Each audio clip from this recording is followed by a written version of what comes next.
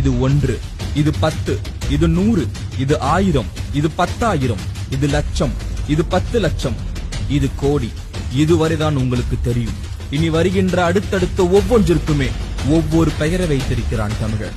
இது அற்புதம், இது நிகற்புதம், இது கும்பம், இது கணம், இது கற்பம், இது நிகற்பம், இது பதுமம், இது சங்கம், இது வெள்ளம், இது அந்நியம், இது அர்த்தம், இது பரார்த்தம், இது பூரியம், இது கோடி கோடி முக்கோடி எனப்படும் பிரம்ம கற்பம். இவ்வாறு ஒவ்வொன்றிற்கும் ஒவ்வொரு பெயரை வைத்தவன் தமிழன். இது மட்டுமல்ல, ஒன்றிற்கு கீழ் உள்ள இறங்குமுக எண்ணுக்கும் பெயர் வைத்திருக்கிறான் தமிழன். கேட்டால் ஆச்சரியத்தில் உறைந்து போய்விடுவீர்கள். இது 1, இது முக்கால், இது அரைக்கால், இது கால். இதுவரை அனைவருக்கும் தெரியும். இனி கேளுங்கள்.